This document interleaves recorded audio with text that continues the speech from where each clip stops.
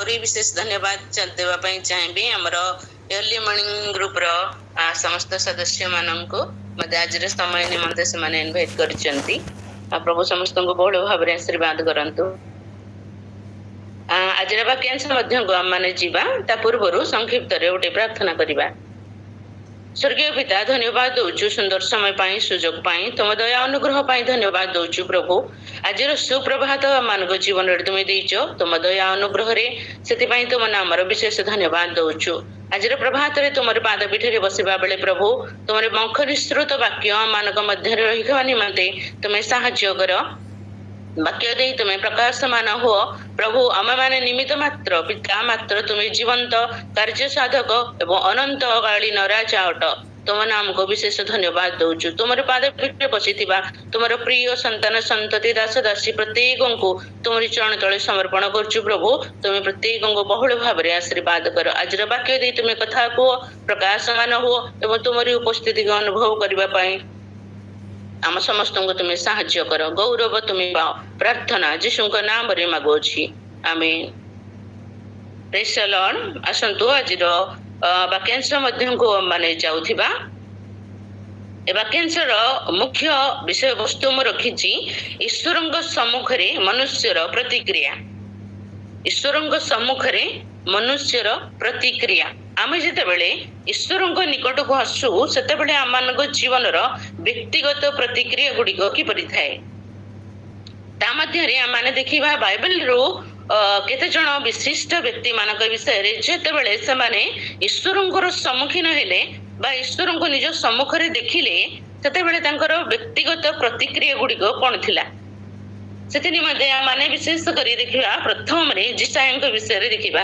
जिसाय जेते बेले परमेश्वर को देखिले सेते बेले तांकर व्यक्तिगत प्रतिक्रिया कोन थिला आम माने ताहा पाई परिबा। जिसाय पुस्तक तार 6 अध्याय तार 5 पद एटारे एभली भाबरे लिखा जाईछि तेबे मु कहिली हाय हाय मो नष्ट हेली कारण मु असुचि ओष्ठाधार विशिष्ट मनुष्य और मु असुचि गोष्ठी मध्य बास करुछि तथापि मोहर चक्षु सेनाधिपति सदा प्रभु राजा को देखी अछि।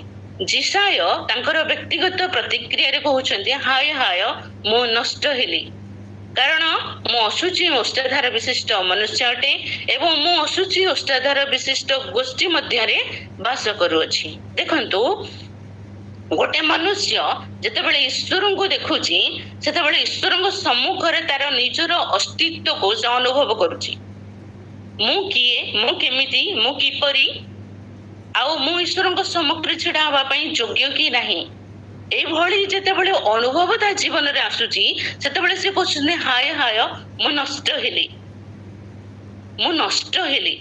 आमे माने जेतेबेले ईश्वरंकर सम्मुख रे आसीबो आम माने कोन करबो माने अत्यधिक आनंदित हो जिबार विषय अटे कारण आमे दिवारात्र ईश्वरंक निकट ध्यान करूछु दिवारात्र तांको अपेक्षा करूछु दिवारात्र तांकर स्वर सुनिबा पई व्याकुल होउछु अति प्रभात रो उठी तांको पाद पीठ रे बसुछु हमर ध्यान मन चिंता भावना सब ईश्वर केंद्रित हो जाउछि। किंतु कोन घटुछि वास्तव रे हम माने गोटे रक्त मांसधारी मनुष्य अटु माटीर मनुष्य अटु ईश्वरंक सम्मुख रे छिड़ा हबा पई हमनकर योग्यता नाही।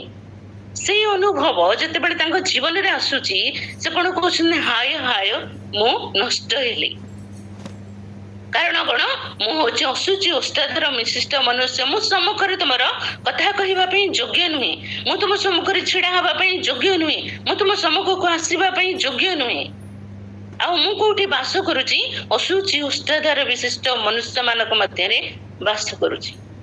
वास्तव में आम जीवन केमती अच्छी ईश्वर सम्मुख में आम प्रतिक्रिया गुड़िक मैंने जदि सजाड़ा चाहबू ताहले आम मैंने कौन कहबू।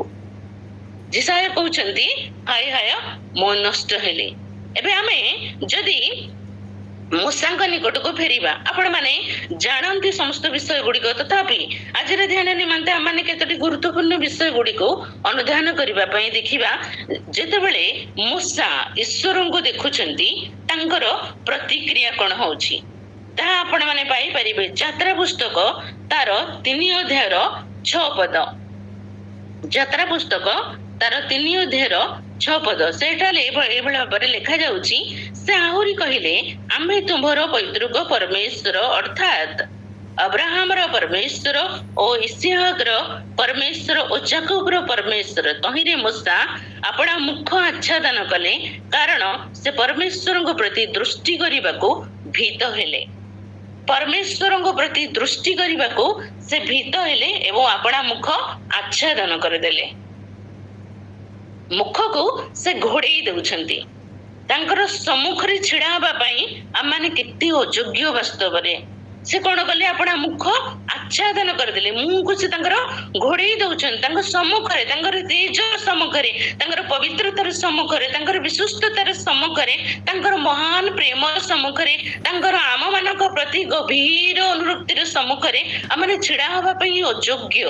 ସେ କଣ କରୁଛନ୍ତି? ଆପଣା ମୁହଁକୁ ଘୋଡେଇ ଦଉଛନ୍ତି। ପ୍ରଭୁ, ମୁଁ ତୁମ ପ୍ରତି ଦୃଷ୍ଟି କରିପାରୁନାହିଁ, ମୁଁ ତୁମ ପ୍ରତି ଦୃଷ୍ଟି କରିପାରୁନାହିଁ, ମୁଁ ତୁମକୁ ଦେଖିବା ପାଇଁ ମଧ୍ୟ ସମର୍ଥ ନୁହଁ। ମୋର ଏଇ ମାଂସର ଚକ୍ଷୁରେ, ମୋର ଏଇ ପାପର ଚକ୍ଷୁରେ, ମୋର ଏଇ ଜଗତର ଚକ୍ଷୁରେ, ଦିବାରାତ୍ର ମୋର ଚକ୍ଷୁ ମୋର ଚିନ୍ତା ଚେତନା ଭିତରେ ଦୌଡୁଥିବା ବେଳେ ଏଇ ଚକ୍ଷୁରେ ମୁଁ ପ୍ରଭୁ, ମୁଁ ତୁମକୁ ଦେଖିବା ପାଇଁ ମଧ୍ୟ ଯୋଗ୍ୟ ନୁହେଁ। ସେ କଣ କରୁଛନ୍ତି? ଆପଣା ମୁଖର ସମ୍ମୁଖରେ ଆଚ୍ଛାଦନ କରୁଛନ୍ତି ଏବଂ ତାହାଙ୍କ ସେ ପରମେଶ୍ୱରଙ୍କ ପ୍ରତି ଦୃଷ୍ଟି କରିବାକୁ ଭୀତ ହଉଛନ୍ତି। ପ୍ରିୟମାନେ, ଆମମାନେ ଆଜି ଅତି ପ୍ରଭାତରେ ତାଙ୍କର ପାଦପୀଠରେ ବସିଛୁ। ପରମେଶ୍ୱରଙ୍କ ପ୍ରତି ସେ ଭୟ ଆମମାନଙ୍କ ଜୀବନରେ ଅଛି କି? ପରମେଶ୍ୱରଙ୍କ ପ୍ରତି ସେ ଭୟର ମନୋଭାବ ଆମମାନଙ୍କ ଅନ୍ତଃକରଣରେ ଆସୁଛି କି? ଆଜିର ମନୁଷ୍ୟ ବାସ୍ତବ ଜୀବନ ଯାତ୍ରା ବିଷୟରେ ଆପଣମାନେ ଯଦି ଟିକେ ଚିନ୍ତା କରିବେ, ଆମେ ଈଶ୍ୱରଙ୍କୁ କୋଉଠି ରଖିଛୁ? ଆମମାନଙ୍କର ବ୍ୟକ୍ତିଗତ ଜୀବନରେ ଆମେ ଈଶ୍ୱରଙ୍କୁ କୋଉ ସ୍ଥାନରେ ରଖିଛୁ? ଆମେ କେବଳ ଆବଶ୍ୟକତାର ସମୟରେ ଈଶ୍ୱରଙ୍କୁ ଅନୁଭବ କରିବା ପାଇଁ ଚାହୁଁଛୁ। ଆମେ କେବଳ ଆମର ପ୍ରାର୍ଥନାର ସମୟରେ ଈଶ୍ୱର ଆମ ପାଖକୁ ଆସନ୍ତୁ ବୋଲି ଚାହୁଁଛୁ। ଆଉ ଆମେ ଯେତେବେଳେ ଆବଶ୍ୟକ ମନେ କରୁଛୁ, ଅସୁବିଧାରେ ପଡୁଛୁ, ସମସ୍ୟାରେ ପଡୁଛୁ, ସେତେବେଳେ ଆମେ ଆମର ଈଶ୍ୱରଙ୍କୁ ଖୋଜୁଛୁ। ବା ଯେତେବେଳେ ଆମେ ଇଚ୍ଛା କରୁଛୁ ଈଶ୍ୱର ଆମ ପାଖକୁ ଆସନ୍ତୁ, ଯେତେବେଳେ ଆମେ ଇଚ୍ଛା କରୁନାହୁଁ ସେତେବେଳେ ଈଶ୍ୱର ଆମ ପାଖରୁ ଦୂରକୁ ଚାଲି ଯାଆନ୍ତୁ।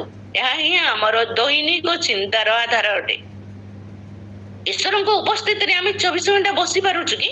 ଗୋଟେ ଘଣ୍ଟା ଯଦି ବସିବା ପାଇଁ କହିବୁ ଈଶ୍ୱରଙ୍କ ଉପସ୍ଥିତିରେ, କାହାର କହୁଛି ଅଣ୍ଟା ବଥା ହଉଛି, କାହାର ମୁଣ୍ଡ ବଥା ହବ, କାହାର ବ୍ୟସ୍ତ ଲାଗୁଛି, କେହି ଭିଡିଓ ବାରମ୍ବାର ଅଫ୍ କରୁଛି, ଅନ୍ କରୁଛି, କେହି ତ ଟୋଟାଲ ଅନ୍ କରୁନାହାନ୍ତି। ଭିନ୍ନ ଭିନ୍ନ ଚିନ୍ତା ରହୁଛି। ଆମେ ଈଶ୍ୱରଙ୍କର ଉପସ୍ଥିତି ମଧ୍ୟକୁ ଆସିବା ବେଳେ ସେ ଭୟର ମନୋଭାବ ରହୁଛି କି? ସେ ପ୍ରେମର ମନୋଭାବ ରହୁଛି କି? ଈଶ୍ୱରଙ୍କୁ ପାଇବା ପାଇଁ ଆମ ମାନଙ୍କ ମଧ୍ୟରେ ସେ ବ୍ୟାକୁଳତା ରହୁଛି କି? ଆମେ କଣ କରୁଛୁ? ଈଶ୍ୱରଙ୍କୁ ଦୂରରେ ରଖିବା ପାଇଁ ଚାହୁଁଛୁ। ପ୍ରଭୁ, ଯେତେବେଳେ ଆମର ଆବଶ୍ୟକ, ଆମେ ଇଚ୍ଛା କରୁଛୁ, ଆମେ ସେତେବେଳେ ତୁମକୁ ଡାକିବୁ, ସେ ସମୟରେ ତୁମେ ଆମ ପାଖକୁ ଆସ। ଯେତେବେଳେ ଆମେ ତୁମକୁ ଡାକୁନାହୁଁ ସେତେବେଳେ ତୁମେ ଯାଅ। ତୁମେ ସବୁବେଳେ ଯେ ଆମ ପାଖରେ ଥାଅ, ଏହା କୌଣସି ମନୁଷ୍ୟର ବି ଚିନ୍ତାରେ ନାହିଁ। ତାହା ହିଁ ହଉଛି ଆମର ବାସ୍ତବ ବ୍ୟକ୍ତିଗତ ଆତ୍ମିକ ଜୀବନର ଏକ ଅଧୋଗତି ଅଟେ। ଆମର ବ୍ୟକ୍ତିଗତ ଜୀବନରେ ଆମେ ଈଶ୍ୱରଙ୍କୁ ସେତିକି ନିକଟରେ ରଖିବା ପାଇଁ ସର୍ବଦା ଇଚ୍ଛା କରୁନାହୁଁ। ଆମେ କିଛି ସମୟ ଈଶ୍ୱରଙ୍କ ନିମନ୍ତେ ଦଉଛୁ, ତାପରେ ଆମେ ଚାହୁଁଛୁ ସେଥିରୁ ଆମେ ବାହାରିକି ପୁଣି ଆମର ବାସ୍ତବ ଜୀବନରେ, ବ୍ୟକ୍ତିଗତ ଜୀବନରେ, ଆମର ଜାଗତିକ ଜୀବନରେ ଚଳପ୍ରଚଳ ହେବା ପାଇଁ ଇଚ୍ଛା କରୁଛୁ। ସେ ଭିତରୁ ଆମେ ବାହାରି ଯିବା ପାଇଁ ଚାହୁଁଛୁ। ଈଶ୍ୱରଙ୍କର ଉପସ୍ଥିତି ମଧ୍ୟରେ ପୁରା ଜୀବନ କାଟିବା ପାଇଁ ଆମେ ଇଚ୍ଛା କରୁନୁ। ଆମେ ଟିକେ ଜଲ୍ଦିରେ ଯାଉଥିବା। ଆମେ ପରବର୍ତ୍ତୀ ଦେଖିବା ଜିରିମିୟଙ୍କ ବିଷୟରେ। ଜିରିମିୟ ଯେତେବେଳେ ଈଶ୍ୱରଙ୍କୁ ଦେଖିଲେ, ତାଙ୍କର ସେତେବେଳେ ପ୍ରତିକ୍ରିୟା କଣ ଥିଲା ଆମେ ତାହା ପାଇପାରିବା। ଜିରିମିୟ ତାର 1 ଅଧ୍ୟାୟ ତାର 6 ପଦ ଏଠାରେ ଏଭଳି ଭାବରେ ଲେଖାଯାଇଛି, ଏଥିରେ ମୁଁ କହିଲି, ହାୟ ହାୟ ହେ ପ୍ରଭୁ, ସଦାପ୍ରଭୁ, ଦେଖ ମୁଁ କଥା କହି ଜାଣେ ନାହିଁ, କାରଣ ମୁଁ ତ ବାଳକ। ହାୟ ହାୟ ହେ ପ୍ରଭୁ, ସଦାପ୍ରଭୁ, ଦେଖ ମୁଁ କଥା କହି ଜାଣେ ନାହିଁ। ଜିରିମିୟ କଣ ବାସ୍ତବରେ ଏପର୍ଯ୍ୟନ୍ତ କଥା କହୁନଥିଲେ କି? ଜିରିମିୟ କଣ ବାସ୍ତବରେ ଏପର୍ଯ୍ୟନ୍ତ ସାନ ପିଲା ହେଇକରି ବସିଥିଲେ କି? ଜିରିମିୟଙ୍କୁ ଯେତେବେଳେ ସଦାପ୍ରଭୁ ଡାକୁଛନ୍ତି, ସେତେବେଳେ ତାଙ୍କର ସମ୍ମୁଖରେ ତାଙ୍କର ପ୍ରତିକ୍ରିୟା କଣ ହଉଛି? ପ୍ରଭୁ, ମୁଁ କିଛି ଜାଣେ ନାହିଁ। ପ୍ରଭୁ, ମୁଁ ଶୂନ୍ୟ ଅଟେ। ପ୍ରଭୁ, ତୁମ ସମ୍ମୁଖରେ କଥା କହିବା ପାଇଁ ମୁଁ ଯୋଗ୍ୟ ନୁହେଁ।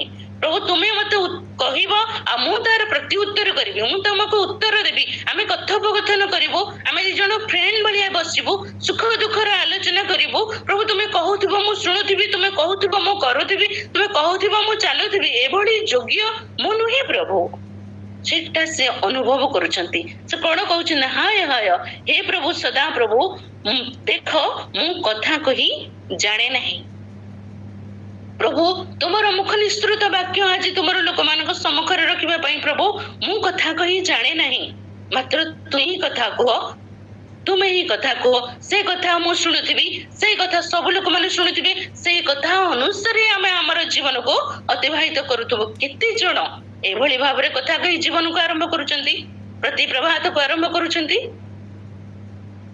ପ୍ରଭୁ ଆମମାନଙ୍କୁ ସାହାଯ୍ୟ କରନ୍ତୁ। ଆମମାନେ ଈଶ୍ୱରଙ୍କର ସମ୍ମୁଖରେ ଆସିବା ବେଳେ ଆମର ବ୍ୟକ୍ତିଗତ, ଆମର ବାସ୍ତବ ଜୀବନ, ଆମେ ଯୋଉ ଜାଗାରେ ରହୁଛୁ, ଯୋଉ ପରିବାରରେ ରହୁଛୁ, ଯୋଉ ପରିସ୍ଥିତି ଭିତରେ ରହୁଛୁ, ସେଇ ସ୍ଥାନରେ ଥାଇ ଆମର ପ୍ରତିକ୍ରିୟା ଈଶ୍ୱରଙ୍କ ପ୍ରତି କଣ ରହୁଛି। ଜେରେମିୟା କହୁଛନ୍ତି, ମୁଁ କଥା କହି ଜାଣେ ନାହିଁ, କାରଣ ମୁଁ ତ ବାଳକ। କାରଣ ଈଶ୍ୱରଙ୍କର ନିଗୂଢ ତତ୍ତ୍ୱକୁ ପ୍ରକାଶ କରିବା, ଈଶ୍ୱରଙ୍କର ନିଗୂଢ ବିଷୟ ଗୁଡାକ ଜ୍ଞାତ ହେବା ଏବଂ ଈଶ୍ୱରଙ୍କର ଐଶ୍ୱରିକ ସ୍ୱର୍ଗୀୟ ବିଷୟ ଗୁଡାକ ଅନ୍ୟ ଲୋକମାନଙ୍କ ନିକଟରେ ନେଇକରି ପହଞ୍ଚାଇବା ଏକ ସାଧାରଣ ବିଷୟ ନଥିଲା। ସେଥିପାଇଁ ସେ କହୁଛନ୍ତି, ମୁଁ ବାଳକ, ମୁଁ ପାରିବି ନାହିଁ। କୋଉଠି ଭୁଲ ଭଟକା ହେଇଯିବ, କୋଉଠି ପ୍ରଭୁ କିଛି ସମସ୍ୟା ହେଇଯିବ, କୋଉଠି କାଳେ ତୁମକୁ ତୁମର ଉନ୍ନତ ସିଂହାସନରୁ କାଳେ ମୁଁ ତୁମକୁ ତଳକୁ ପକେଇଦେବି, କେତେବେଳେ ମୁଁ ବାଳକ, ମୁଁ କଥା କହି ଜାଣୁନି। ଆମର ପ୍ରତିକ୍ରିୟା ଗୁଡିକ ବାସ୍ତବରେ ଆମେ ଆମର ଖେଳନା ସ୍ୱରୂପ ବ୍ୟବହାର କରୁଛୁ। ଯେତେବେଳେ ଦରକାର ୟୁଜ କଲୁ, ଯେତେବେଳେ ଦରକାର ଯେତେବେଳେ ଆମେ ଇଚ୍ଛା କରୁଛୁ ସେତେବେଳେ ଈଶ୍ୱରଙ୍କର ପାଖକୁ ଆସୁଛୁ, ବହୁତ ଆଣ୍ଠୁ ଭାଙ୍ଗୁଛୁ, ବହୁତ ନମ୍ର ହଉଛୁ, ଆଉ ବହୁତ ନିଜକୁ ସମର୍ପଣ କରିଦଉଛୁ। ଆମେ ଭାବୁଛୁ ଏହା ହିଁ ଆମର ଧାର୍ମିକତାର, ଏହା ହିଁ ଆମର ବିଶ୍ୱସ୍ତତାର ଜୀବନର ଶ୍ରେଷ୍ଠ ବିଷୟ ଅଟେ। କିନ୍ତୁ ପ୍ରିୟମାନେ, ତାହା ନୁହେଁ। ଈଶ୍ୱରଙ୍କର ସମ୍ମୁଖରେ ଆମେ କିପରି, ଆମେ କିଏ, ଆମେ କେମିତି, ଆମର ସ୍ଥିତି କଣ, ଆମର ଗତି କଣ, ଆମର ଉନ୍ନତି କଣ, ଆମର ଅଧୋଗତି କଣ, ଆମମାନଙ୍କୁ ବୁଝିବା ପାଇଁ ଅଛି। ପ୍ରଭୁ ଆମମାନଙ୍କୁ ସାହାଯ୍ୟ କରନ୍ତୁ। ଆମମାନେ ଟିକେ ଆଉ ଜଲ୍ଦିରେ ଯାଉଥିବା ସମୟ ଦୃଷ୍ଟିରୁ ଆମମାନେ ଦେଖିବା, ଯେତେବେଳେ ପିତରଙ୍କ ବିଷୟରେ ଦେଖିବା। ପିତର ଯେତେବେଳେ ପ୍ରଭୁ ଯୀଶୁ ଖ୍ରୀଷ୍ଟଙ୍କୁ ଦେଖୁଛନ୍ତି, ସେତେବେଳେ ତାଙ୍କର ପ୍ରତିକ୍ରିୟା କଣ ହଉଛି। ପିତର ଯେତେବେଳେ ପ୍ରଭୁ ଯୀଶୁ ଖ୍ରୀଷ୍ଟଙ୍କୁ ଦେଖୁଛନ୍ତି, ତାଙ୍କର ଆହ୍ୱାନକର୍ତ୍ତାଙ୍କୁ, ପରମେଶ୍ୱରଙ୍କୁ ପରମେଶ୍ୱରର ସ୍ଥାନରେ ସେ ଯେତେବେଳେ ଜାଣୁଛନ୍ତି, ସେତେବେଳେ ପିତରଙ୍କର ପ୍ରତିକ୍ରିୟା କଣ ହଉଛି ତାହା ଆପଣ ମାନେ ପାଇପାରିବେ ଲୁକ ଲିଖିତ ସୁସମାଚାର ତାର 5 ଅଧ୍ୟାୟର 8 ପଦ। ଗିନେସରତ ହ୍ରଦ କୂଳରେ ଯେତେବେଳେ ପିତର କଣ କରୁଛନ୍ତି ନା, ମାଛ ଧରିବା ପାଇଁ କି ବସିଛନ୍ତି। ଅନେକ ସେ ସମୟରେ ମାଛ ଧରୁଥିଲେ, ଆଉ ଏ ମଧ୍ୟ ସେମାନଙ୍କ ସହିତ ଅଛନ୍ତି। 5ର 8 ପଦରେ ସୁନ୍ଦର ଭାବରେ ଏହା ଲେଖାଯାଉଛି, କିନ୍ତୁ ସିମୋନ ପିତର ଏହା ଦେଖି ଯୀଶୁଙ୍କ ଚରଣ ତଳେ ପଡି କହିଲେ, ହେ ପ୍ରଭୁ, ମୋ ନିକଟରୁ ଯିବା ହେଉନ୍ତୁ, ଯେଣୁ ମୁଁ ଜଣେ ପାପୀ ମନୁଷ୍ୟ। ଯେଣୁ ମୁଁ ଜଣେ ପାପୀ ମନୁଷ୍ୟ, ହେ ପ୍ରଭୁ ମୋ ନିକଟରୁ ଯିବା ହେଉନ୍ତୁ। ପ୍ରଭୁ ତୁମେ ମୋ ନିକଟରୁ ଚାଲିଯାଅ। ସେ ଯୀଶୁଙ୍କୁ ପ୍ରଥମ କରି ଏ ସ୍ଥାନରେ ଦେଖୁନାହାନ୍ତି, କିନ୍ତୁ ବି ସେ ଯେତେବେଳେ ଯୀଶୁଙ୍କୁ ଈଶ୍ୱର ବୋଲି ଅନୁଭବ କରୁଛନ୍ତି, ଯୀଶୁଙ୍କୁ ଗୁରୁ ବୋଲି ଅନୁଭବ କରୁଛନ୍ତି, ଯୀଶୁଙ୍କୁ ପବିତ୍ର ସ୍ଥାନରେ ସେ ଯେତେବେଳେ ଦେଖିପାରୁଛନ୍ତି, ଆଉ ଯୀଶୁଙ୍କର ଅଲୌକିକ ଶକ୍ତିକୁ ଯେତେବେଳେ ଦେଖିପାରୁଛନ୍ତି, ସେତେବେଳେ ଜାଣୁଛନ୍ତି ଯେ ଯୀଶୁ କିଏ ଆଉ ମୁଁ କିଏ। ସେ ସ୍ଥାନରେ ସେ ସେଥିପାଇଁ କହୁଛନ୍ତି, ହେ ପ୍ରଭୁ ମୋ ନିକଟରୁ ଯିବା ହୁଅନ୍ତୁ, ଆପଣ ମୋ ନିକଟରୁ ଚାଲି ଯାଆନ୍ତୁ, ଆପଣ ମୋ ପାଖରେ ରୁହନ୍ତୁ ନାହିଁ। କାରଣ ଆପଣଙ୍କ ସମ୍ମୁଖରେ ବସିବା ପାଇଁ, ଆପଣଙ୍କ ସମ୍ମୁଖରେ କାର୍ଯ୍ୟ କରିବା ପାଇଁ, ଆପଣଙ୍କ ସମ୍ମୁଖରେ ଛିଡା ହେବା ପାଇଁ ମୁଁ ଯୋଗ୍ୟ ନୁହଁ। କଣ କହୁଛନ୍ତି ସେ ଦେଖନ୍ତୁ, ସେ ତାଙ୍କର ଚରଣ ତଳେ ପଡିଗଲେ। ଯେତେବେଳେ ସେ ଜାଣିଲେ ଈଶ୍ୱର ଅଟନ୍ତି, ଈଶ୍ୱର ଅଟନ୍ତି, ସେ ଯେତେବେଳେ ତାଙ୍କୁ ଜାଣିଲେ, ତାଙ୍କ ଚରଣ ତଳେ ସେ ପଡିଗଲେ, ଆଉ କହୁଛନ୍ତି, ହେ ପ୍ରଭୁ ମୋ ନିକଟରୁ ଯିବା ହୁଅନ୍ତୁ, ଯେଣୁ ମୁଁ ଜଣେ ପାପୀ ମନୁଷ୍ୟ। ଦେଖନ୍ତୁ, ଇଏ ଏଠି ମାଛ ଧରୁଛନ୍ତି, ମାଛର ଆବଶ୍ୟକତା ଅଛି। ଯୀଶୁ କହିଲେ ସେ ପାଖରେ ଜାଲ ପକାଅ, ବହୁତ ମାଛ ମିଳିବ। ଜାଲ ପକେଇଲେ, ମାଛ ଧରିଲେ। ଏଠି ପାପ ବିଷୟରେ ଯୀଶୁ କିଛି କହିଛନ୍ତି କି? କହିନାହାନ୍ତି। ତାଙ୍କ କିଛି ବି ପାପ ବିଷୟରେ ସେ ଏଠି କହିନାହାନ୍ତି, କିନ୍ତୁ ସେ ଅନୁଭବ କଲେ ପ୍ରଭୁ ମୁଁ ତୁମର ପବିତ୍ରତା ସମ୍ମୁଖରେ ଛିଡା ହେବା ପାଇଁ ଯୋଗ୍ୟ ନୁହଁ, ମୁଁ ଜଣେ ପାପୀ ମନୁଷ୍ୟ ଅଟେ, ମୋର ପାପର ଭାର ଏତେ ଅଛି କି ମୁଁ ଆଜି ଠିଆ ହେଇପାରୁନାହିଁ। ସେ ତାଙ୍କ ଚରଣ ତଳେ ପଡି ଯାଉଛନ୍ତି। ଆମେ କେମିତି ଅଛୁ? ଈଶ୍ୱରଙ୍କର ସମ୍ମୁଖରେ ଛିଡା ହେବା ଉଚୁ ନା ଈଶ୍ୱରଙ୍କ ସମ୍ମୁଖରେ ବସି ପାରୁଛୁ ନା ଈଶ୍ୱରଙ୍କ ସମ୍ମୁଖରେ ତାଙ୍କର ପାଦ ତଳେ ପଡି ଯାଉଛୁ? ଆମମାନଙ୍କର ଜୀବନ କେମିତି ଅଛି? ସେ ତାଙ୍କର ଚରଣ ତଳେ ପଡିଗଲେ। ଜିହୁଦୀୟ ଲୋକମାନେ କେବେ ବି କାହାରି ଚରଣ ତଳେ ପଡନ୍ତି ନାହିଁ। ସହଜ ବିଷୟ ନୁହେଁ, ସହଜ ବିଷୟ ନୁହେଁ। ମାନେ ନମସ୍କାର ପାଇବା ପାଇଁ ଇଚ୍ଛା କରନ୍ତି, ନମସ୍କାର ଦେବା ପାଇଁ ଇଚ୍ଛା କରନ୍ତି ନାହିଁ। ଏଠି ସେ କଣ କରୁଛନ୍ତି? ତାଙ୍କର ଚରଣ ତଳେ ପଡି ଯାଉଛନ୍ତି। ଆଉ ସେ କହୁଛନ୍ତି, ହେ ପ୍ରଭୁ ମୋ ପାଖରୁ ମୋ ନିକଟରୁ ଯିବା ହେଉନ୍ତୁ। ଦେଖନ୍ତୁ, ଯେତେବେଳେ ଆମେ ଈଶ୍ୱରଙ୍କର ନିକଟକୁ ଆସୁଛୁ, ଈଶ୍ୱରଙ୍କର ବାସ୍ତବ ଅନୁଭବ ଯେତେବେଳେ ଆମ ବ୍ୟକ୍ତିଗତ ଜୀବନରେ ଆମେ ପାଉଛୁ, ସେତେବେଳେ ଆମମାନଙ୍କର ଅନୁଭୂତି, ଆମେ ଯଦି ଅନ୍ୟ କାହା ନିକଟରେ ସାକ୍ଷ୍ୟ ସ୍ୱରୂପ ତାକୁ ବର୍ଣ୍ଣନା କରିବୁ, ଆମେ ସେତେବେଳେ କେମିତି କହିବୁ? କିପରି କହିବୁ? ଆମର ବ୍ୟକ୍ତିଗତ ସାକ୍ଷ୍ୟ ଗୁଡିକ କିପରି ଭାବରେ ଥିବ? ଆମେ ଆଜି ଈଶ୍ୱରଙ୍କୁ ଆମ ଜୀବନରେ ଅନୁଭବ କଲୁ, ଆମେ ଆଜି ଯୀଶୁଙ୍କୁ ଆଜି ଆମ ଜୀବନରେ ଦେଖିଲୁ, ଆମେ ଆଜି ଯୀଶୁଙ୍କୁ ନିକଟତର ହେଲୁ, ଯୀଶୁ ଆମ ଜୀବନରେ କିଛି କଥା କହିଲେ, ଯୀଶୁ ଆମ ଜୀବନରେ କିଛି କାର୍ଯ୍ୟ କଲେ, ତାହା ଯେତେବେଳେ ଆମେ ଅନ୍ୟମାନଙ୍କ ନିକଟରେ ପ୍ରକାଶ କରୁଛୁ, ଆମର ପ୍ରତିକ୍ରିୟା କେମିତି ରହୁଛି? ପ୍ରଭୁ ପ୍ରଭୁ ଅଟନ୍ତି, ଈଶ୍ୱର ଈଶ୍ୱର ଅଟନ୍ତି। ଈଶ୍ୱରଙ୍କୁ ଈଶ୍ୱରଙ୍କ ସ୍ଥାନରେ ରଖି ଥରେ ଦେଖିବା ପାଇଁ ଆମେ ଯଦି ଇଚ୍ଛା କରୁ, ତାହେଲେ ଆମେ ସକ୍ଷମ ହେଇପାରିବୁ ନାହିଁ। ତେଣୁ ଈଶ୍ୱର ଜାଣନ୍ତି ମନୁଷ୍ୟର ପରିସ୍ଥିତି କିପରି ଭାବରେ ଅଛି, ମନୁଷ୍ୟର ଜ୍ଞାନ କେତେ ଅଛି, ମନୁଷ୍ୟ କେତେ ଧାରଣ କରିପାରୁଛି ତାଙ୍କୁ, ମନୁଷ୍ୟ କେତେ ବୁଝି ପାରୁଛି ତାଙ୍କୁ। ସେ ସେଇ ଅନୁସାରେ ତା ପାଖକୁ ଆସୁଛନ୍ତି। ଯୀଶୁ ପିତରଙ୍କ ପାଖକୁ ମାଛର ସ୍ୱରୂପ ନେଇକରି ଆସିଲେ, ମାଛର ପରିସ୍ଥିତି ଭିତରେ ଦେଇକରି ଆସିଲେ। ତାଙ୍କର ଆବଶ୍ୟକତାକୁ ସେ ଜାଣିଲେ ଏବଂ ସେଇ ହିସାବରେ ସେ ତାଙ୍କ ନିଜକୁ ପ୍ରକାଶ କଲେ, ଯଦ୍ୱାରା ଗୋଟେ ମନୁଷ୍ୟ ତାଙ୍କୁ ବୁଝିପାରିବ। ଈଶ୍ୱର ଆମମାନଙ୍କ ଜୀବନରେ ପ୍ରତିଦିନ ସେଇଭଳି ଭାବରେ ଆସୁଛନ୍ତି। ଆମମାନେ କେତେ ବୁଝିପାରୁଛୁ, ଆମମାନେ କେତେ ଜାଣିପାରୁଛୁ, ଆମମାନେ କେତେ ବାସ୍ତବରେ ତାଙ୍କୁ ହାସଲ କରିପାରୁଛୁ? ଆମମାନେ ବୁଝିପାରୁଛୁ କି ଈଶ୍ୱର ଆଜି ମୋ ଜୀବନରେ କୋଉ ଭଳି ଭାବରେ ଆସୁଛନ୍ତି ବୋଲି? ଆମମାନେ ଦେଖି ବି ପାରୁନାହୁଁ। ପ୍ରତିଦିନ ପ୍ରଭୁ ଆମମାନଙ୍କ ଜୀବନରେ କାର୍ଯ୍ୟ କରୁଛନ୍ତି, ଆମମାନେ ସେଟା ବୁଝି ମଧ୍ୟ ପାରୁନାହୁଁ ଅନେକ ସମୟରେ। ଆଉ ଯେତେବେଳେ କଠିନ ପରିସ୍ଥିତି ଆସିଯାଉଛି, ଆମେ କଣ କରୁଛୁ? ତାଙ୍କର ବିରୋଧରେ କଥା କହୁଛୁ। ପ୍ରଭୁ ଏମିତି ପରିସ୍ଥିତିରେ ପକେଇଦେଲ, ପ୍ରଭୁ ଏତେ ପ୍ରାର୍ଥନା କରୁଛି, ଏତେ ଦିନ ସକାଳୁ ମୁଁ ଉଠିକି ବସୁଛି, ଆଉ ଆଜି ମୋର ଏ ପରିସ୍ଥିତିରେ ତ ମତେ ଛାଡିଦେଲ। ଏତେ ପ୍ରଶ୍ନ ତାଙ୍କ ପ୍ରତି ଆସିଯାଉଛି, କିଭଳି ମନୋଭାବନା ଆମର ତାଙ୍କ ପ୍ରତି ଆସିଯାଉଛି। ପ୍ରାର୍ଥନା କରିବାରେ ଆମେ ସେତିକି ମନୋଯୋଗୀ ହେଇପାରୁନାହୁଁ। ଅନେକ ସମୟ ଆମମାନଙ୍କର ଜୀବନରେ ପ୍ରତିକ୍ରିୟା ଗୁଡିକ ଅତୀବ ଜଟିଳ ହୋଇଯାଉଛି, ଯାହା ଈଶ୍ୱରଙ୍କୁ ଦୁଃଖ ଦଉଛି, ଯାହା ଈଶ୍ୱରଙ୍କୁ ଦୁଃଖ ଦଉଛି, ଯାହା ଈଶ୍ୱରଙ୍କର ସନ୍ତୋଷ ଭାଜନ ହେଉନାହିଁ, ଯାହା ଈଶ୍ୱର ଆମଠାରୁ ଆଶା କରୁଛନ୍ତି, ତାହା ମଧ୍ୟ ସେ ପାଇପାରୁନାହାନ୍ତି। ପ୍ରଭୁ ଆମମାନଙ୍କୁ ସାହାଯ୍ୟ କରନ୍ତୁ। ଆମେମାନେ ତାଙ୍କର ସମ୍ମୁଖରେ ଆସିବା ସମୟରେ ଆମମାନଙ୍କର ପ୍ରତିକ୍ରିୟା ଗୁଡିକ କିପରି ଭାବରେ ହେବା ଆବଶ୍ୟକ? ଆମର କଠିନ ପରିସ୍ଥିତିରେ ମଧ୍ୟ ଆମେ କି ତାଙ୍କୁ ସଦାସର୍ବଦା ଧନ୍ୟବାଦ ଦେଇପାରୁଛୁ? ଆମର ଚିନ୍ତାର ବ୍ୟସ୍ତତାର ସମୟ ଗୁଡାକରେ ଆମେ କି ତାଙ୍କର ଉପସ୍ଥିତିକୁ ଅନୁଭବ କରିପାରୁଛୁ? ଆମେ ଯେତେବେଳେ ତାଙ୍କୁ ଚାହୁଁଛୁ, ସେତେବେଳେ ସେ ଯେତେବେଳେ ଆମ ପାଖରେ ଆଭେଲେବୁଲ ହଉଛନ୍ତି, ଆମେ କି ତାଙ୍କର ଆଭେଲେବୁଲର ମହତ୍ଵକୁ ବୁଝିପାରୁଛୁ? ଈଶ୍ୱରଙ୍କୁ ଆମେ ଯେତେବେଳେ ଡାକୁଛୁ, ସେତେବେଳେ ସେ ଆମ ପାଖକୁ ଆସନ୍ତୁ ବୋଲି ଆମେ ଇଚ୍ଛା କରୁଛୁ, ମାତ୍ର ଈଶ୍ୱର ଯେତେବେଳେ ଆମକୁ ଡାକୁଛନ୍ତି, ଆମେ କି ତାଙ୍କର ସେତିକି ନିକଟତର ହେଇପାରୁଛୁ? ଈଶ୍ୱର ଆମକୁ ଚାହୁଁଛନ୍ତି କୌଣସି ବିଷୟ କହିବା ପାଇଁ କି, ପୁଅରେ ଝିଅରେ, ମୋ ଦାସ ମୋ ଦାସୀ କହିକି ସେତେବେଳେ ଡାକୁଛନ୍ତି, ଆମେ କି ସେମାନଙ୍କ ପରି କହିପାରୁଛୁ, ହେ ପ୍ରଭୁ ମୁଁ ଏଇଠାରେ ଅଛି, ମତେ ବ୍ୟବହାର କର। ହେ ପ୍ରଭୁ ମୁଁ ତୁମ ଉପସ୍ଥିତିରେ ଅଛି, କୁହ। ହେ ପ୍ରଭୁ ତମେ ଡାକୁଛ, ମୁଁ ଶୁଣିବା ପାଇଁ ଯାଉଅଛି, ପ୍ରଭୁ ମତେ ଆଦେଶ ଦିଅ। ଆମେ କିଏ କହିପାରୁଛୁ? ମାତ୍ର ସେଇ ସମୟରେ ଆମେ ସାଇଟ୍ ହେଇଯିବା ପାଇଁ ଚାହୁଁଛୁ। ଚାଲ ଆଉ କିଛି ଦୂର ଆମ ଜୀବନରେ ଗତି କରୁଥିବା, ଯଦି କିଛି ସମସ୍ୟା ଆସିଲେ ଆମେ ପୁନର୍ବାର ଈଶ୍ୱରଙ୍କ ନିକଟକୁ ଫେରି ଆସିବା ନାହିଁ କି? ଆମମାନଙ୍କର ମନୋଭାବ ଗୁଡିକ କିପରି ରହୁଛି? ପ୍ରଭୁ ଆମମାନଙ୍କୁ ସାହାଯ୍ୟ କରନ୍ତୁ। ଆମମାନେ ଯେପରି ଈଶ୍ୱରଙ୍କର ଉପସ୍ଥିତିରେ, ଈଶ୍ୱରଙ୍କର ସମ୍ମୁଖରେ ବସିବା ବେଳେ, ଆଉ ଈଶ୍ୱରଙ୍କର ନିକଟକୁ ଆସିବା ବେଳେ, ଆଉ ଈଶ୍ୱର ଆମମାନଙ୍କୁ ଡାକିବା ବେଳେ ଆମମାନଙ୍କର ପ୍ରତିକ୍ରିୟା ଗୁଡିକ ଆମେ ସଜାଡି ପାରୁ, ପ୍ରତିକ୍ରିୟା ଗୁଡିକ ଆମେ ଶୃଙ୍ଖଳିତ କରିପାରୁ, ଈଶ୍ୱରଙ୍କ ସନ୍ତୋଷ ଭାଜନ ହେବା ପାଇଁ ଆମ ଜୀବନକୁ ଆମେ ସଜାଡି ଦେଇକି ତାଙ୍କ ସମ୍ମୁଖରେ ଛିଡା ହେଇପାରୁ।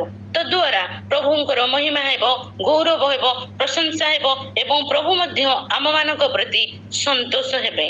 ଏବେ ଦେଖିଲେ ଆମେ ଅନେକ ଗୁଡିଏ ପ୍ରଭୁଙ୍କର ବିଶ୍ୱସ୍ତ ଭବିଷ୍ୟତ ବକ୍ତା ମାନଙ୍କ ବିଷୟରେ, ଦାସଦାସୀ ମାନଙ୍କ ବିଷୟରେ ଆମେ ଦେଖିବା, ଆମମାନଙ୍କର ବ୍ୟକ୍ତିଗତ ଜୀବନ ବିଷୟରେ। ଯେତେବେଳେ ଆମେ ପ୍ରଭୁଙ୍କର ସମ୍ମୁଖକୁ ଆସିବା, ମୁଁ ଏବଂ ଆପଣ ମାନେ ଆଜି ଏକ ପ୍ରଭାତରେ ତାଙ୍କର ପାଦପୀଠରେ ବସିଛୁ। ବାସ୍ତବରେ ଯଦି ଏଇ ସମୟରେ ଈଶ୍ୱର ଆମ ସମ୍ମୁଖରେ ଆସିକି ଛିଡା ହେବେ, ଆପଣ ମାନେ ଆପଣଙ୍କର ଘରର କୋଉ ପରିସ୍ଥିତି ଭିତରେ ବସିଛନ୍ତି ମୁଁ ଜାଣିନାହିଁ, ମୁଁ କୋଉଠି ବସିଛି ଆପଣ ମାନେ ଜାଣନ୍ତି ନାହିଁ, ମାତ୍ର ମୁଁ ବସିଛି ଆଉ ପ୍ରଭୁ ଆସିକି ମୋ ସମ୍ମୁଖରେ ଛିଡା ହେଲେ ମୋର ପ୍ରତିକ୍ରିୟା କଣ ହବ? ଆପଣ ମାନେ ବସିଛନ୍ତି, ଆପଣଙ୍କ ସମ୍ମୁଖରେ ଆସିକି ପରମେଶ୍ୱର ଛିଡା ହେବେ, ଆପଣଙ୍କର ପ୍ରତିକ୍ରିୟା କଣ ହବ? ଯେତେବେଳେ ଆମେ ପ୍ରଭୁଙ୍କୁ ସମ୍ମୁଖରେ ଦେଖିବୁ ସେତେବେଳେ ଆମମାନଙ୍କର ପ୍ରତିକ୍ରିୟା କଣ ହବ? ଦେଖନ୍ତୁ, ଆମେ କି ସେତିକି ଯୋଗ୍ୟ କି ଆମ ସମ୍ମୁଖରେ ପରମେଶ୍ୱର ଆସିକି ଉପସ୍ଥିତ ହେବେ, ଆମେ ଏଇ ସମୟ ଚକ୍ଷୁରେ ତାଙ୍କୁ ଦେଖିବୁ। ଆମେ କି ସେତିକି ସମର୍ଥ ତାଙ୍କ ସମ୍ମୁଖରେ ବସି ତାଙ୍କୁ ଦେଖିପାରିବା ପାଇଁ? ଆମେ ଏକ ବାକ୍ୟାଂଶ ପଢିବା, ତଦ୍ୱାରା ଆମେ ପରିଷ୍କାର ହେଇଯାଇ ପାରିବା ଆମେ କିପରି ତାଙ୍କୁ ଦେଖିବା। ପ୍ରଥମ କରନ୍ଥୀୟ ତାର 13 ଅଧ୍ୟାୟ ତାର 12 ପଦ। ଏଠାରେ ସୁନ୍ଦର ଭାବରେ ଗୋଟିଏ ବିଷୟ ଲେଖାଯାଉଛି, କାରଣ ଏବେ ଆମ୍ଭେମାନେ ନିଗୂଢ ବାକ୍ୟ ରୂପ ଦର୍ପଣର ସାହାଯ୍ୟରେ ଦେଖୁଅଛୁ, କିନ୍ତୁ ସେତେବେଳେ ମୁଖାମୁଖି ହୋଇ ଦେଖିବା। ଏତେବେଳେ ମୁଁ ଆଂଶିକ ଭାବେ ଦେଖୁଅଛି, କିନ୍ତୁ ସେତେବେଳେ ମୁଁ ଯେପରି ପରିଚିତ ସେହିପରି ମଧ୍ୟ ପରିଚୟ ପାଇବି। ବର୍ତ୍ତମାନ ଆମେ ଈଶ୍ୱରଙ୍କୁ ତାଙ୍କର ନିଗୂଢ ବାକ୍ୟ ରୂପ ଦର୍ପଣ ଦ୍ୱାରା ଦେଖୁଅଛୁ। ଆଜି ମଧ୍ୟ ଆପଣଙ୍କର ଘରେ ଈଶ୍ୱରଙ୍କର ଉପସ୍ଥିତି ଅଛି, ଆପଣଙ୍କର ଜୀବନରେ ଈଶ୍ୱରଙ୍କର ଉପସ୍ଥିତି ଅଛି। ଆପଣ ଯୋଉଠି ବସିଛନ୍ତି ସେଇଠି ଈଶ୍ୱରଙ୍କର ଉପସ୍ଥିତି ଅଛି, ସେଇଠି ଈଶ୍ୱର ଉପସ୍ଥିତ ଅଛନ୍ତି, କିନ୍ତୁ ଆମେ ତାକୁ କେମିତି ଭାବରେ ଦେଖୁଛୁ? ମୁଖାମୁଖି ଭାବରେ ଦେଖିପାରୁନାହୁଁ। ଆମର ମାଂସମୟ ଚକ୍ଷୁର ସମ୍ମୁଖରେ ଈଶ୍ୱର ଉପସ୍ଥିତ ହେଲେ ମଧ୍ୟ ଆମେ ତାଙ୍କୁ ଦେଖିପାରୁନାହୁଁ। କିପରି ଦେଖୁଛୁ? ଆମେ ଏବେ ନିଗୂଢ ବାକ୍ୟ ରୂପ ଦର୍ପଣର ସାହାଯ୍ୟରେ ଦେଖୁଅଛୁ। ତାଙ୍କର ମୁଖ ନିଃସୃତ ବାକ୍ୟ ଦ୍ୱାରା ଆମେ ମାନେ କଳନା କରୁଛୁ ଈଶ୍ୱରଙ୍କର ଆକାର ଏମିତି ହେଇଥିବ। ତାଙ୍କର ନିଗୂଢ ବାକ୍ୟ ରୂପ ଦ୍ୱାରା ଆମେ ଶୁଣୁଛୁ ତାଙ୍କର ରବ, ତାଙ୍କର ସ୍ୱର ଏମିତି ହେଇଥିବ। ସେ ଆମକୁ କଣ କଣ କହିବା ପାଇଁ ଚାହୁଁଛନ୍ତି? ହଁ କି ପରମେଶ୍ୱରଙ୍କର କଥା ସମୂହ ଏହିପରି ଥାଇପାରେ।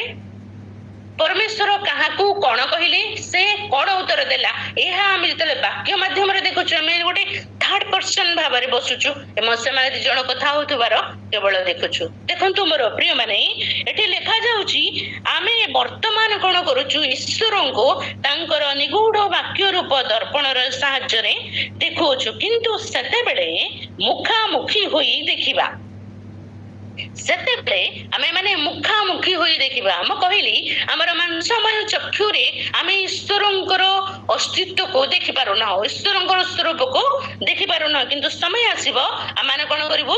ମୁଖାମୁଖି ହୋଇ ଦେଖିବୁ। ସମ୍ମୁଖରେ ଆମେ ତାଙ୍କୁ ଦେଖୁଛୁ। ଏବେ ଆମେ ଆଂଶିକ ଭାବରେ ତାଙ୍କୁ ଜାଣୁଛୁ ବାକ୍ୟ ଦ୍ୱାରା, କିନ୍ତୁ ଆମେ ସେତେବେଳେ ସମ୍ମୁଖରେ ତାଙ୍କୁ ସମ୍ପୂର୍ଣ୍ଣ ରୂପରେ ଜାଣିବୁ। ଯେତେବେଳେ ଆମେ ଈଶ୍ୱରଙ୍କୁ ସମ୍ମୁଖରେ ଦେଖିବୁ, ଯେତେବେଳେ ଆମେ ଈଶ୍ୱରଙ୍କୁ ମୁଖାମୁଖି ହୋଇ ଦେଖିବୁ ଏବଂ ଆଂଶିକ ଭାବରେ ଜାଣୁଛୁ, ସେତେବେଳେ ଯେତେବେଳେ ଆମେ ସମ୍ପୂର୍ଣ୍ଣ ଭାବରେ ଜାଣିବୁ, ସେତେବେଳେ ଆମମାନଙ୍କର ଜୀବନ କେମିତି ଥିବ?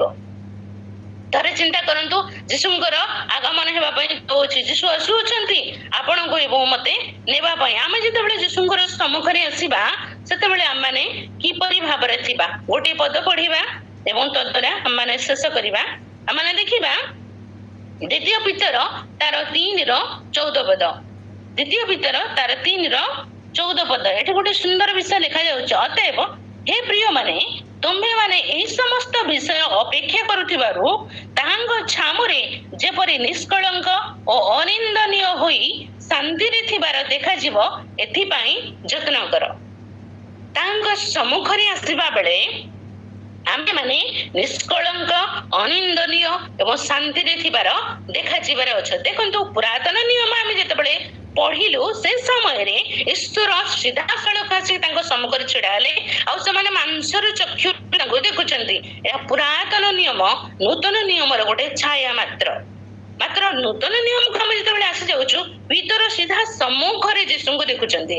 ଆଉ ଆଜି ଆମମାନେ ଯୀଶୁଙ୍କୁ ବାକ୍ୟ ରୂପରେ ଦେଖୁଛୁ। କିନ୍ତୁ ଯେତେବେଳେ ସେ ବାକ୍ୟ ରୂପୀ ଈଶ୍ୱର ଆମର ସମ୍ମୁଖରେ ଜାଜଲ୍ୟମାନ ହୋଇ ତାଙ୍କର ମହାଗୌରବରେ ମହାପରାକ୍ରମରେ ଛିଡା ହେବେ, ସେତେବେଳେ ଆମେ ସିଧା ସଡ଼କ ତାଙ୍କୁ ଦେଖିବୁ। ସେ ସମୟରେ ଆମମାନଙ୍କର ପ୍ରତିକ୍ରିୟା ନଥିବ କିଛି।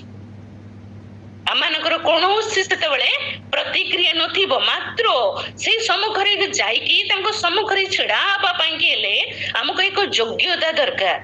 ସମସ୍ତେ ସେଇ ସ୍ଥାନକୁ ଯାଇପାରିବେ ନାହିଁ। ସମସ୍ତେ ତାଙ୍କୁ ସ୍ୱଚକ୍ଷୁରେ ଦେଖିପାରିବେ ନାହିଁ। ସମସ୍ତେ ତାଙ୍କୁ ବ୍ୟକ୍ତିଗତ ଜୀବନରେ ଲାଭ କରିପାରିବେ ନାହିଁ ସେ ସ୍ଥାନରେ। କାରଣ ସେମାନଙ୍କୁ ସେତିକି ପବିତ୍ର ହେବାର ଅଛି, ସେତିକି ବିଶ୍ୱସ୍ତ ହେବାର ଅଛି, ସେତିକି ନିଷ୍କଳଙ୍କ ହେବାର ଅଛି, ସେତିକି ନିର୍ଦ୍ଦୋଷ ହେବାର ଅଛି, ସେତିକି ଅନିନ୍ଦନୀୟ ହେବାର ଅଛି। ଯାହା ଈଶ୍ୱର କହିଛନ୍ତି ତାଙ୍କର ବାକ୍ୟର ମାଧ୍ୟମରେ ତାଙ୍କର ଜୀବନକୁ ସଜାଡ଼ିକି ଯଦି ସମ୍ପୂର୍ଣ୍ଣ କରିଥିବେ, ତାହେଲେ ସେ ଯାଇକି ତାଙ୍କୁ ଦେଖିବେ। ଆପଣମାନେ ଭଲସେ ଜାଣିଛନ୍ତି ଈଶ୍ୱରଙ୍କୁ ଦେଖିବା ଏତେ ସହଜ ବିଷୟ ନୁହେଁ। ଆମେ ବର୍ତ୍ତମାନ ନୂତନ ନିୟମରେ ଥିବା ଲୋକମାନେ ସମୟର ଶେଷ ପର୍ଯ୍ୟାୟରେ ଆମେ ଆସି ପହଞ୍ଚିଅଛୁ। ଯୁଗର ଶେଷ ପର୍ଯ୍ୟାୟରେ ପହଞ୍ଚିଅଛୁ। ଅନ୍ତିମ କାଳରେ ପହଞ୍ଚିଥିବା ଆମେ ଲୋକମାନେ ଈଶ୍ୱରଙ୍କ ସମ୍ମୁଖକୁ ଆସିବା ପାଇଁ, ଈଶ୍ୱରଙ୍କୁ ଦେଖିବା ପାଇଁ ଆମମାନେ କିପରି ଭାବରେ ପ୍ରସ୍ତୁତ ଅଛୁ। ଏଠି ଗୋଟେ ସୁନ୍ଦର ବିଷୟ ଲେଖାଯାଉଛି, ଏଥିପାଇଁ ଯତ୍ନ କର।